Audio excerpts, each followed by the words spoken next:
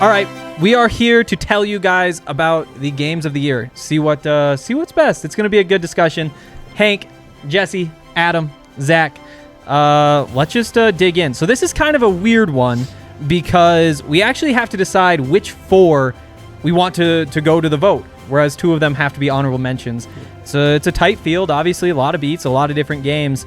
Let's just start at the top here with this game against Vegas. Game 2 of the playoffs, round 2. What happened, Jesse? Yeah, so it's funny because you look back on it now, and this moment is like your last kind of like glimmering memory of last season. Mm-hmm. So it doesn't feel as positive as it did in the moment with hindsight. Right. But this was such an interesting game for so many reasons, because these 2 teams had been the top teams in the West for several years in a row now. The Avs had really been building. Obviously, Vegas stormed onto the scene. And it was a matchup that we missed in the playoffs by 1 game, 2 years in a row. The matchups just didn't line up. Vegas loses in Game 7. The Avs lose in Game 7 in back-to-back years. So we just barely missed this matchup. So there was so much leading up to it. The Avs sweep the Blues, get on to the second round, and it's finally this Colorado, Vegas, the 2 juggernauts. They tied for points at the end of the regular season. The Avs win the tiebreaker for the best record in the NHL. Mm-hmm. And the Avs come in, they're 4-0 in the playoffs. They blow Vegas's doors off at home in Game 1.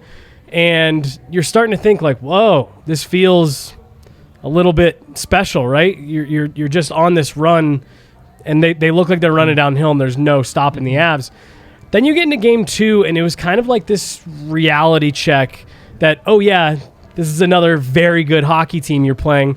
Because Vegas did. They kind of took it to the Avs. They teams traded goals, so on the scoreboard it was even, but that Vegas controlled the pace of the play.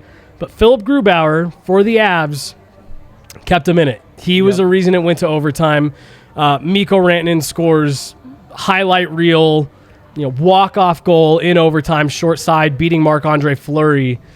In that moment, I think that was the best that Avs fans had been feeling, like literally since the early 2000s. True. Because that was the game that everyone had kind of been waiting for the last couple of years, where your goaltender steals one that you're not supposed to win. Right. The Avs have such an overflow of talent on their roster that it's easy to, write off the goaltending play and, they can just kind of outskill people. And Philip Grubauer stole one, and suddenly you step back, you're up 2-0 in this series against Vegas, and it was the first time you really allowed yourself to believe this is the special run. Right. They just won a game they had no business winning, and those are the types of games that you see championship caliber teams in every sport, in every league, at every level, always have to win one of those games where they have to push through the adversity and overcome being outplayed. And we hadn't seen the Avs do that in those last couple playoff runs where they were, favorites or picked to come out of the West, and they finally did it. They won the game they weren't supposed to. But this is why this game is so interesting to me, because as I'm watching, I'm a Colorado sports fan, but not an Avs guy, right? Like I watch the Avs, but I'm not a hockey expert by any means. But I know that we're watching the Avs with the best record, and they've got all these skill players, and they're fast, and they're fun, and they have highlights. And the big question was, can they handle the physicality? And that's what Vegas represented. And you get the sweep in the first round, and they look absolutely dominant. You get into Game 1, they look dominant again. I'm thinking, are they going to go undefeated? Are we winning every game of the playoffs? And then you get to that Game 2, and you're right. Vegas got tough. Yeah. And that was their MO the rest of the series. But in that game, they got tough, and the Avs answered the bell, and you thought, that was it. That was the test. They passed it. Turned out, though, it's hard to contextualize this game without knowing what happened because they didn't pass the test. Right. They passed a little portion of it. It was one of those moments where you're sitting there, and as you're leaving the building, you're going, wow, if you're Vegas, how are you feeling right now? We just gave our best game, and we lost. I thought they were broken. Right. They get blown out, then they clearly outplay the Avs, and they still lose. You're sitting there, and you're like, this is done.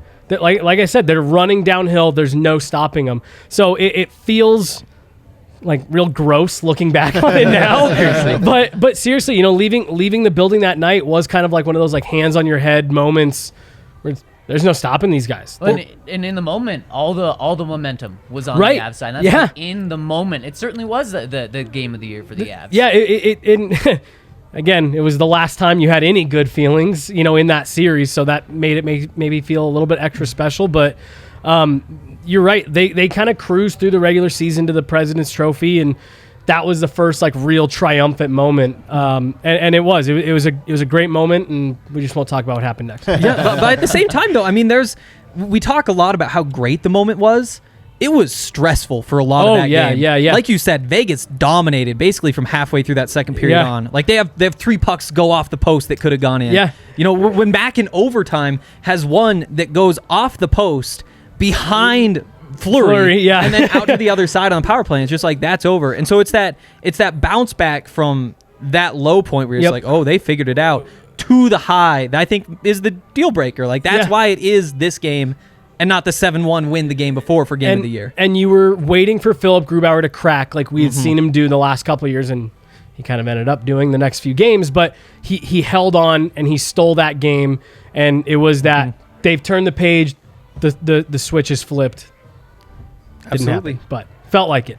Let's jump over the Broncos now. We chose the 30-16 win against the Cowboys. But, I mean, 30-16 doesn't give that game justice. No. It was 30-0 at one point before they got some garbage time points at a time when the Broncos weren't at their hottest. What was going on there, Zach? Well, exactly. In the moment, just like the Avs, in the moment, this game felt monumental, not just for the season, but for Vic Fangio, for Teddy Bridgewater, for Pat Shurmur. I mean, there was so much hope after this game. Broncos enter the game 4-4. They're playing the 6-1 Dallas Cowboys, who'd won 6 straight games coming into that game. They had the best offense in the NFL, dropping over 30 points nearly every single game. Broncos double-digit underdogs. No one picked the Broncos to win. And what do? They're up 30-0 midway through the fourth, just like you said, Hank. An absolute dominant game on the defensive side. They absolutely shut down Dak Prescott and Ezekiel Elliott. Vic Fangio took Kellen Moore to school, who, of course, then Kellen Moore was in the Broncos coaching search, which made it all very interesting. And the Broncos offense was exactly what you wanted it to be. It was Javonte Williams having beast mode runs. It was Javonte Williams going for 111 yards on the ground. It was the offensive lineman just plowing Dallas Cowboy defenders. And I mentioned Vic Fangio. This was the most pumped up we've seen Vic Fangio. And you came out that game saying, man, if Vic Fangio's going to be this energized, be screaming on TV, he's going to have his players fired up, he could be the dude. Man, I like this guy. Yeah, exactly. And then we never saw that again. The Broncos come out and lose all momentum the next week against the Eagles, fall back to 5-5. But in that moment, everything was going to the formula that they had going. If you were to do the arc of the season, the Broncos start 3-0, and you start to buy in. You're like, I know these are bad teams, but let's do it.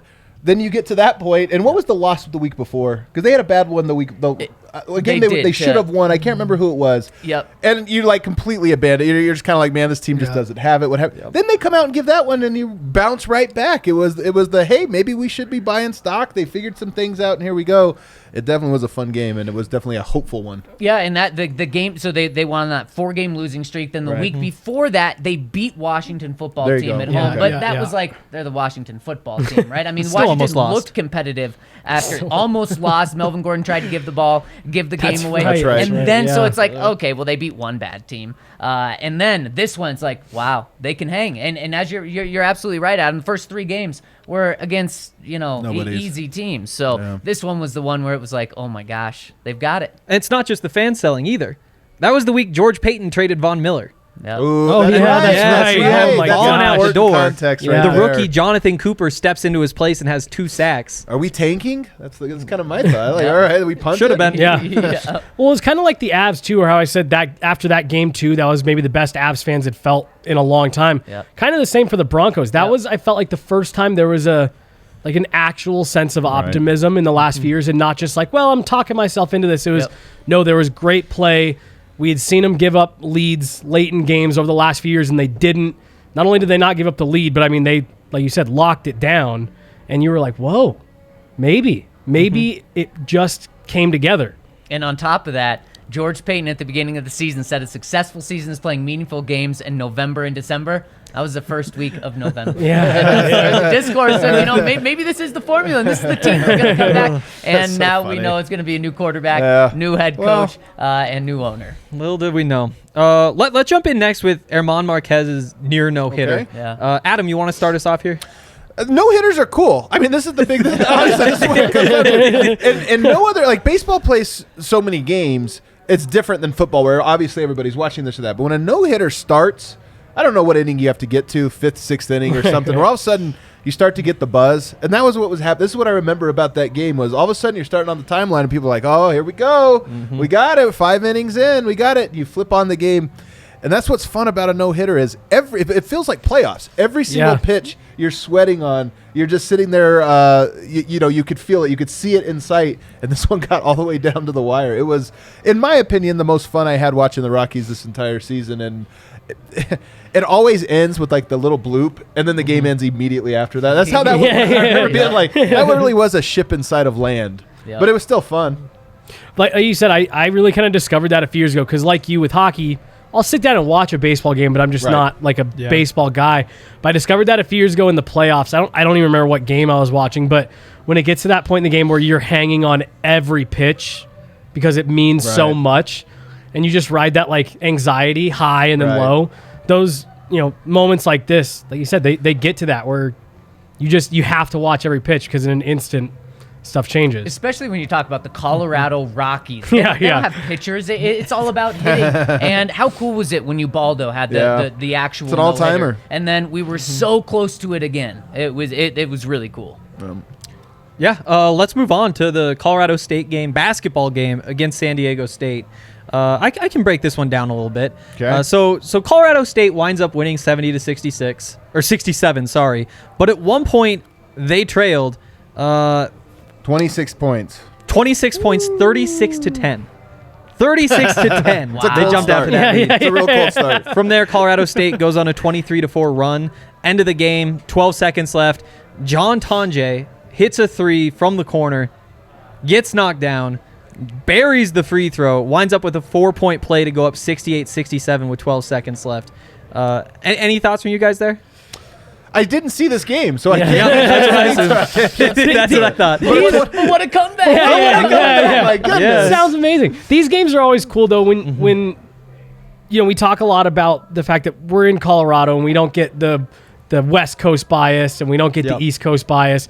So these games are always just like a little gratifying when it's like, little old CSU knocks off San Diego State in, comeback fashion. These types of games are always fun just because Colorado can feel like an underdog in some of these, like Colorado as a state can feel like an underdog in some of these moments. It's always fun. All right, we can move along. Another college one. I'll hit this one too. So Colorado played Oregon State this season. At the time, Colorado is 2-6. Ooh. One win over the Northern Colorado Bears, I believe, and the other, That's right. the other one against Arizona, and they handed Arizona their 18th straight loss. So there's really nothing No good exciting wins. going on. A week before they'd played Oregon, lost 52-29. It was a pretty impressive performance from Colorado. So that 23-point deficit, there were only 2 closer games to that point all season. They lost by 22 to Arizona State. They played 10-7 against A&M before we knew that the offense really was bad enough to only put up 7 points. This Oregon State game, though, so at the time, Oregon State's kind of like the darling of the Pac-12 North. They're somehow hot. They're 1 game behind Oregon, and I think they had Oregon in the last game of the season at home if they could stay within a game to that point to go to the Pac-12 title game. Nobody had Colorado winning. And what happened is Brendan Lewis, the freshman quarterback, played the best game of his career. 3 touchdowns, 17-23 passing, something like that. And it was just back and forth all the way through in a way that, like I said, we just hadn't seen. There were no close games to that point. And that means for the 19-year-old quarterback, he'd never played in a close game before. And to see him hit guys like Daniel Arias, who's on campus for the 5th season, I think, 43-yard bomb of a touchdown, had never had a 43-yard game in his career. There's just stuff like that all the way through. A touchdown to the freshman, Montana Lemonius Craig, with 2.5 minutes left, after the touchdown to Brendan Rice was wiped out for a penalty. It goes back and forth. They give the ball back with 2.5 minutes left, 3-point lead. Oregon State misses the field goal. Colorado gets it back, pounds the rock up the middle 3 times, punts it right back after 3 timeouts. Big return, takes it back to the 50, and that's where Oregon State has the ball with 5 seconds left. 4-second play, quick out. They get within a 60-yard field goal, knock it through, and a 60-yarder sends it to overtime from a college kicker. Incredible. That's insane. It was incredible. Then you get Brendan Lewis again. He cuts around the edge, scores a touchdown to take the lead in overtime, give up an easy one on the way back, and then Oregon State misses a field goal, second overtime. Freshman kicker Cole Becker nails it through. Crowd rushes the field. It's the first moment for such a young team. Big night for the kickers. Yeah. Yes. A What's the final score 60-yarder. on this one? 37-34, I think. All right, it's a medium score for a double overtime game. Yep. Yeah. Man, what's so depressing about the Avs, this game, and the Broncos is in the moment. Thinking the same I thing. know. It felt so big. And you look back and it's like, oh, yeah, that was just a fluke. It was a cool day. Yeah, it's fun. All It was a downhill moment. from here. Right. Those games are always fun though, because I remember watching, parts of that game, and you just got that feeling like, oh yeah, CU's gonna find a way to win this. You can just feel that momentum shift, and when things just start going right, Oregon State misses a kick, and you're like, maybe this is just the day. And like you said, it does end up just being the day. Yeah. Right. But those days are fun. Yep. Feel great. Absolutely. We got one more game here. I feel like you saved the best for last. Is that what you were trying to do here? I think I did too. That was the plan. Honestly, there's a lot of different answers here. I think people can go with depending on the kind of their perspective. But Game 5 for the Denver Nuggets last year, I have to set the stage.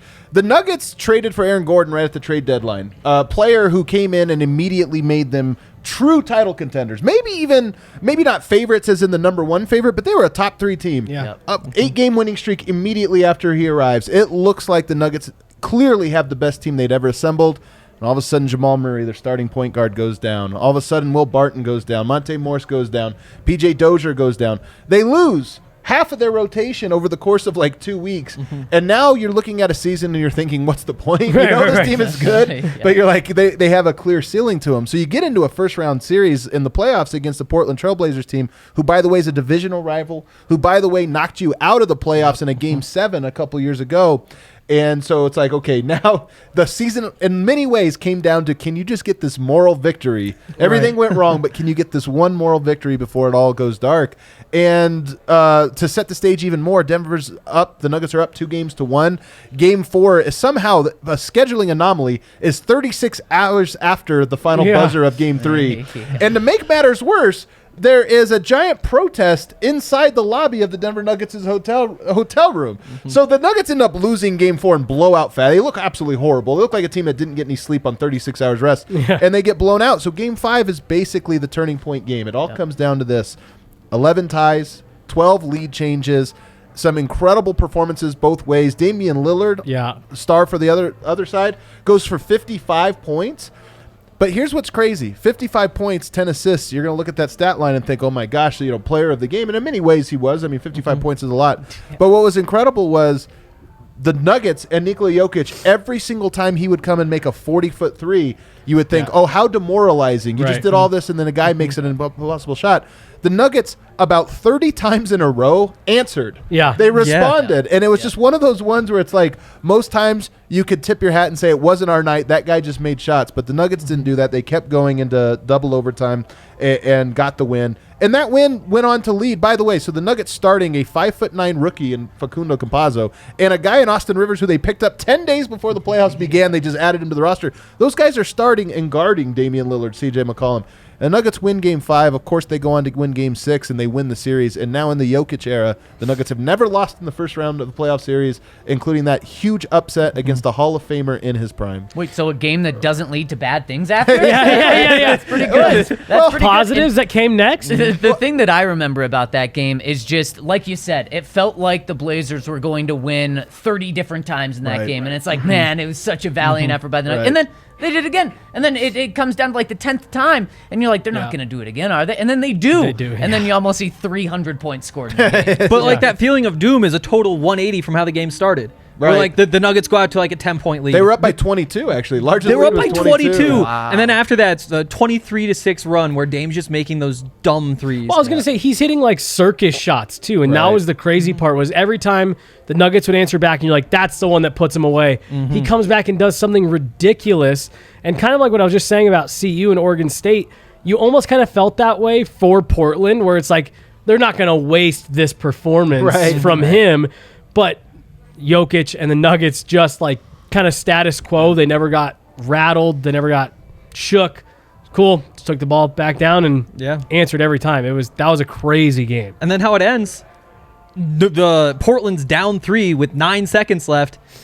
McCollum steps on the line with the ball. Yeah. It's like you just know they're going to throw it to somebody and they're going to knock it in. We're going to triple overtime. You glossed right over what was probably the best moment of the entire game, which makes an appearance in another episode of this very Goaties series, and that is that that was a game where Michael Porter played really well. Michael Porter didn't necessarily have a great playoffs, but that one, I think he was 10 of 13, 26 points. But the biggest shot in the game winner, what ended up being the game winner, came off of, if you could draw up what happens with the guys available, it would be a Jokic perfect pass and a Michael Porter three-pointer right in front of the Blazers bench, which is exactly what happened. Jokic throws this pass that bent space and time for about 2 seconds as it reached around all these defenders. In fact, I think it's Robert Covington, a great defender, very long.